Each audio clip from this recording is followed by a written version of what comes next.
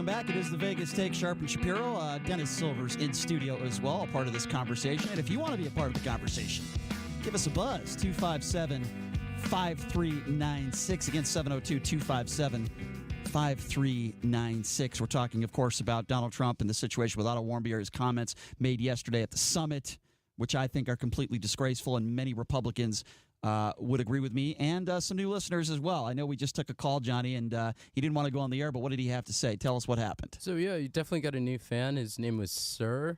He said he found you guys by accident, and he was so excited that there's someone in Vegas that's speaking the truth about Donald Trump. Sir, was it Elton John? Sir, yeah. Maybe. I don't know. Maybe. No, it could have been Nick Faldo. Thank you.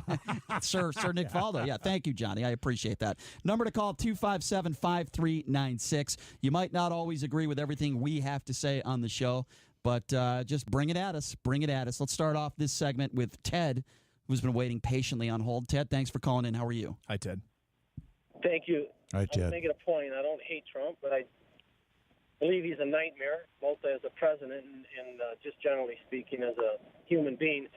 But regarding Kim Jong Un, the fact that his regime and their position versus the United States, and you have a 20-year-old college student come into the country and taken into custody and put into a prison.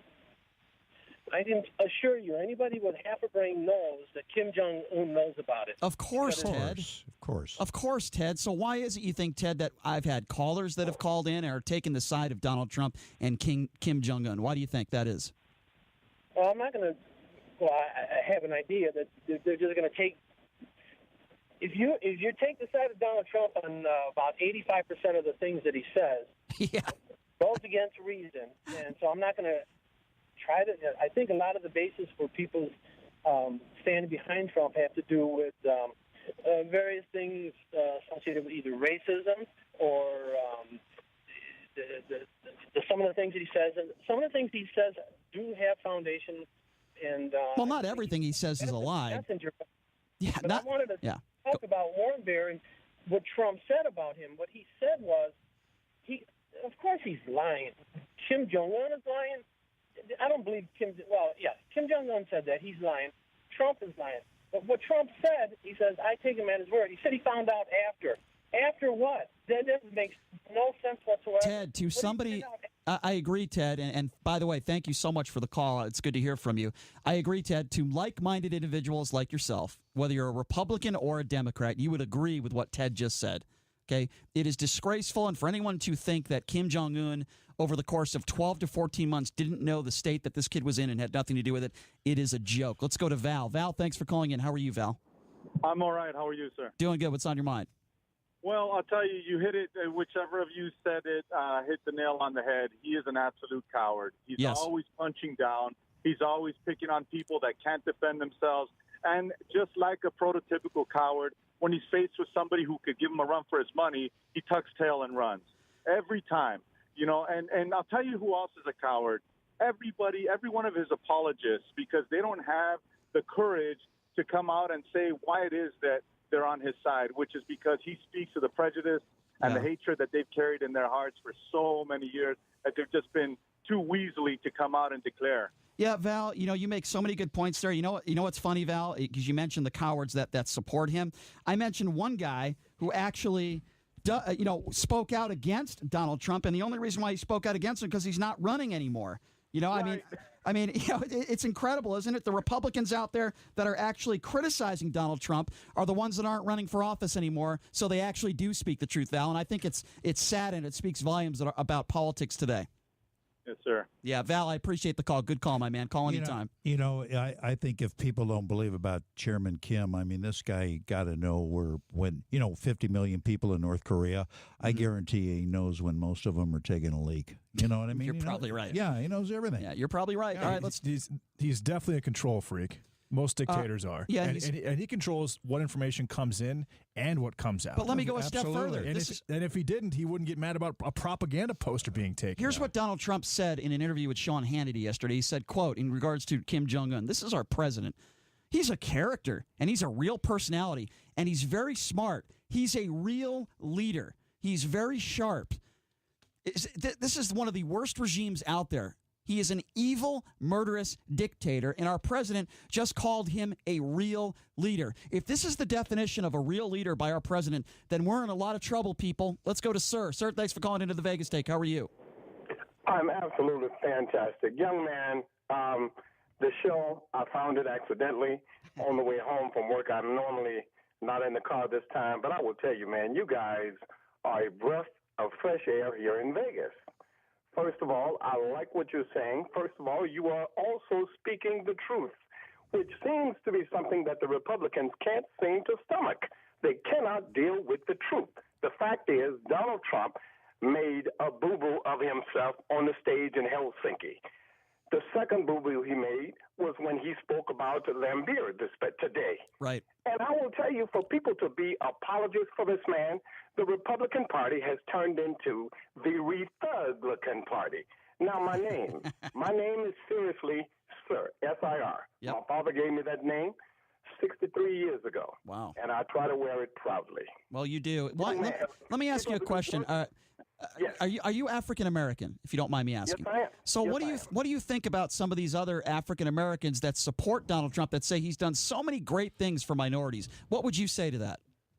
I would, as bad as I hate to say this, I would say that my brothers and sisters who are following Trump, they have drunk the KoolAid, just like most of the Republicans have drunk the KoolAid. This man is a shyster. He's a flim-flam man. And he's a disgrace to our country. And if this would have been Hillary Clinton stood on the stage with Putin and said what Donald said, it would have been labeled treason. If Hillary Clinton had said about Warmbier what Donald Trump said today, she would have been labeled You can Barack Obama. You can say, call a spade what it is. Sir, let me ask you, how do you explain the fact then that the support for Trump is rising in the African American community significantly? What do you account for that? Well, he just said they're drinking the KoolAid, right? I will tell you, the statistics that are stating those facts, they are predominantly right-wing statistics. You can go to any African American here in Vegas, just walk up to one in the grocery store and say, do you support Donald Trump? And I guarantee you, they will tell you exactly what I just said. Those are bogus statistics.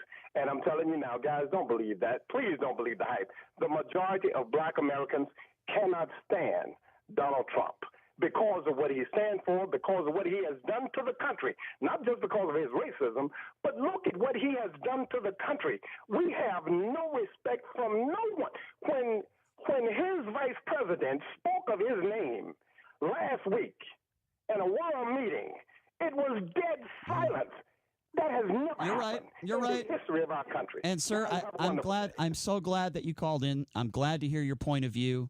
That was a legitimate question that Dennis asked, and I like to hear from people like you. And I'd like to think that there are a lot of logical people out there, both Republican and Democrats, that would agree with a lot of what you had to say. Thank you for calling in. We appreciate it. Let's go to Kelly. Kelly, thanks for calling in. How are you, Kelly? Good. Well, I guess I'm a clown because you called me a clown. Well, Kelly, let's be nice to each other. And I know, no problem. Here's why I got frustrated with you, Kelly. I don't think you're a clown. Thank you, JD. No. I just I need to address one thing that you spoke about earlier in the timeline of the Otto Warmbier thing. Yes. Because you said earlier, probably about 20 minutes ago, that like, oh, you can't blame Obama. He was like a month left in office. I didn't say that. I didn't say that. Where did you hear that, Kelly? I never said that. I didn't say that. Yeah, you guys were. I did, Kelly. Talking about Kelly, that. If you can go back and I'm going to podcast this show, if you can find me saying Obama had nothing to do with it, or a month, it was only a month to go. If you can find me saying that quote, I wore a MAGA hat for a month. What do you think about that? Oh my God, you're about to wear a MAGA hat. Well, I didn't say that. I didn't say that. I'm telling you, I didn't say it. But go ahead, Kelly.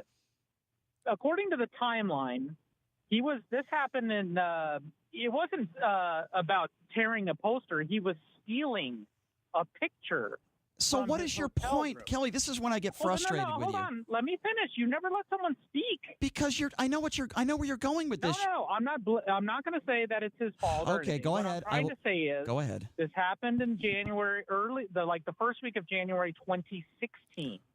3 weeks later, after his arrest, they produced a video.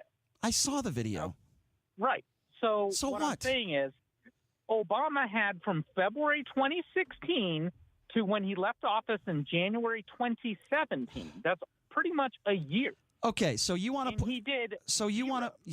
So you're going to say that Obama didn't do enough to get him out? Okay, that might be true. He didn't do anything. He didn't do anything. And you know what? You know what, Kelly? Kelly, I don't know you, but I like you. I like you. Thank you. I just want to say one thing. He did zero to get him out. Let's just say you're 100%. At least, hold on. You never let me speak. Go ahead. What I'm trying to say is, Obama did zero to get him out. You've said that 10 times. You've said that 10 times. That's why I interrupted you. But Trump, he goes there. Now, what I'm trying to say is Trump, there's a thing called diplomacy. Oh, please, don't start. Don't give me that garbage. Cannot be in North Korea. That's garbage. Vietnam, diplomacy isn't making yourself look weak in front of an evil dictator. Diplomacy isn't lying in front of Vladimir Putin. That's not diplomacy. If you want, see, this is what I find interesting, Kelly. I know you're a right wing supporter and you're a huge supporter of Donald Trump, but you're biased, and here's why. You all you've talked about in this phone call is how Obama didn't do anything in the month to get him out, but you fail to recognize that Trump. In a month. It was a year. Okay, let's just say you're right. Let's just say you didn't do anything for a year, okay? Let's just say you're right.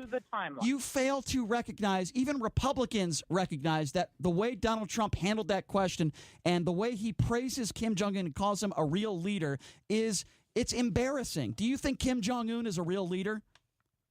No, I don't. Then why don't you criticize Trump for that? Why have I never heard you criticize Trump for anything? Because I can see the bigger picture.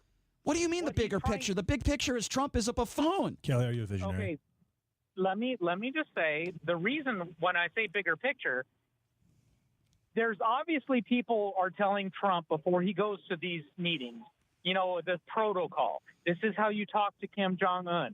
This is what not to say about Kim Jong Un or you'll offend him or do this. If he wants to have a third summit or ever achieve a peace with North Korea. Could have said no comment. Could have said no comment. No comment. That's more cowardly than it's not. Else. No, it's not, because it's smart.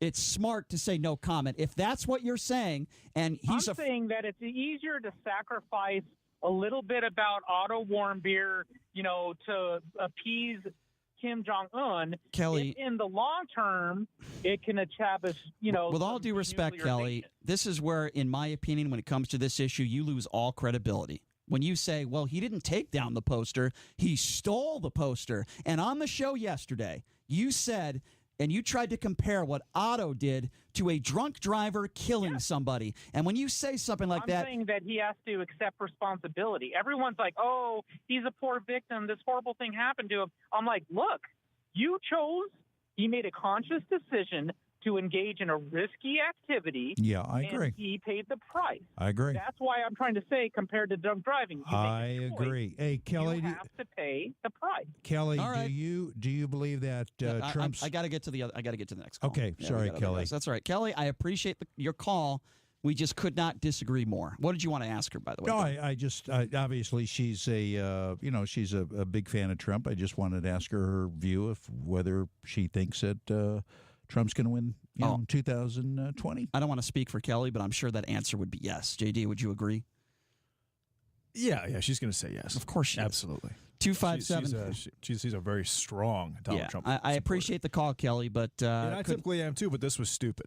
Yeah, this was a very, very the only thing that Obama was doing in the last year, not paying attention to North Korea. The only thing he was doing, he was out buying designer jeans. I mean, let's face it. Come on.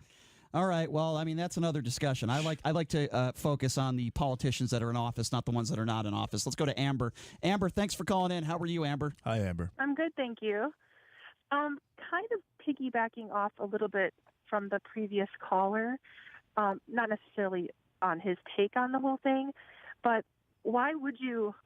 The fact that Trump went over there to Korea to bow down to a dictator is such a weak statement in itself. And no other president prior to him has done that. By allowing that, by doing that, and allowing that person to think that now he's playing on the stage with all the other countries in the world, has opened up a whole other can of worms. Because this man is a dictator, should never be brought up to that level of the level of a president of the United States. I couldn't agree with you more. And yeah. So that all in itself is one thing. And then everything that comes out of Donald Trump's mouth, it boggles my mind how even people who are not highly educated, who've gone to college, maybe even people who haven't even went to high school or graduated from high school. My daughter hasn't graduated from high school yet. It says to me, Mom, how can this person be a president of the United States when he can't even make a coherent sentence? You're right. And then, you know what, above all of that, the irony of the fact that this coward was just in Vietnam when my uncle and my dad fought in Vietnam. And he had somebody, his father, pick somebody off to say he had heel spurs. Bone spurs, yeah. 20 years old and you already have heel spurs? Amber, first of all, let me say that the members of your family are heroes, and thank you so much for what your family has done. And you could not be more right. What is the definition of a coward? Somebody who says they had bone spurs, and that's why they don't serve. More or less, that's more of a coward than even what he did yesterday in regards to the comments to Kim Jong Un. The reason he went over there to try to create peace with Kim Jong Un is because he wanted to separate himself from former presidents. Well, he has. He's a complete buffoon, and he's a coward, so I would agree with that. He certainly has separated himself. Amber, I am so glad you called. Thank you so much. Appreciate the phone call. Yes. Let's go. That's how he separated himself, JD. He showed once again, like he did with Vladimir Putin, that he is a coward when it comes to dealing with evil, murderous dictators. Let me just rephrase this.